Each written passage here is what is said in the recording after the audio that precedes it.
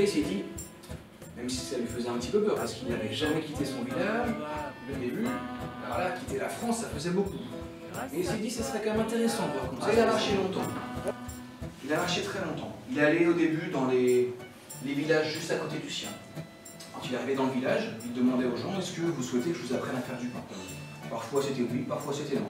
Toutes ces petites choses. Il a découvert les chapatis par exemple, en Inde. Il lui expliqua comment on les faisait, comment ça gonflait d'un seul coup.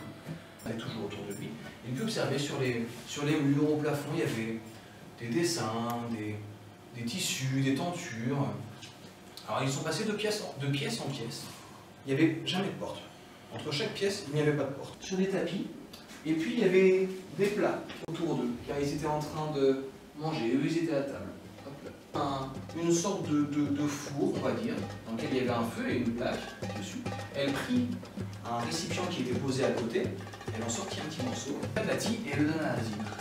Et là, Azim prit un morceau, hop, et goûta, et là il comprit. C'était le pain indien. Elle venait de lui faire du pain de chez elle, qu'il ne connaissait pas, vu qu'il venait juste d'arriver en Inde. Alors là, Azim était avec son bâton, sa valise, et puis il y avait cette vache qui avançait vers lui, il ne savait pas quoi faire. Il s'est dit, si elle me fonce dedans avec ses cornes, ni une ni deux, elle me transperce, quoi. Alors, il s'écarta un peu sur le côté, comme ça. La vache continuait d'avancer tout droit sans se diriger vers lui, hein. Il se décalait un petit peu plus, comme ça. Et après, on les aplatit. Et comme ça, avec ça, après, on vient manger directement dans l'assiette. Il y en a certains qui peuvent goûter?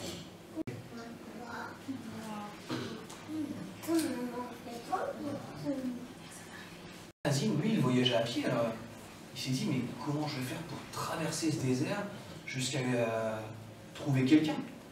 Alors, vu qu'il n'était pas seul dans le bateau avec lequel il est arrivé, il jouait de cet instrument, que vous connaissez peut-être, qui s'appelle un didgeridoo. Ça ressemble à ça. Ça, c'est un didgeridoo, vous voyez. Et donc, c'est l'instrument traditionnel des aborigènes.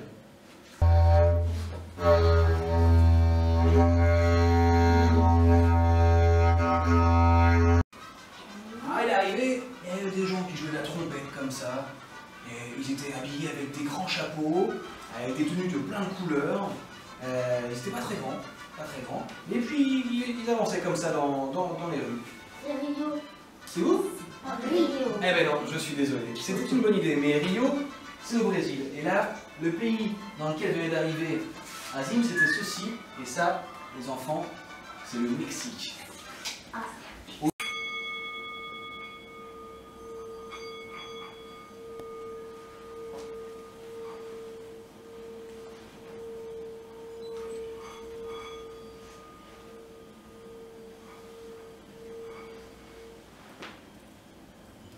Rien qu'en le frottant, ça le fait chanter. C'est pour ça qu'on appelle ça un bol chantant. Alors elle lui explique, elle lui montre.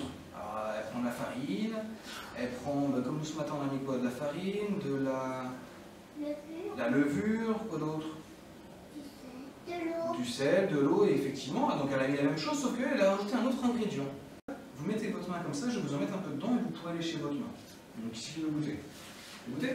Alors mets bien ta main à plat comme ça. Ça vous dit quelque chose, ça? Un éléphant. Exactement, c'est un éléphant. Mais sauf que moi, mon grand-père, il n'avait jamais vu d'éléphant avant. Alors, il a eu peur. Il s'est retrouvé face à cet éléphant-là et il s'est dit, mais qu'est-ce que je fais? Parce que si cet éléphant, il me fonce dessus, moi, je vais me faire écraser.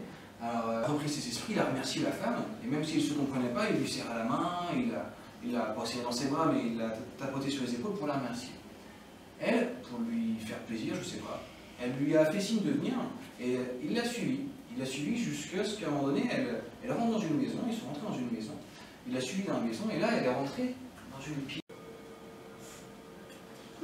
Voilà. C'est un bol. A quitté sa tête, comme ça.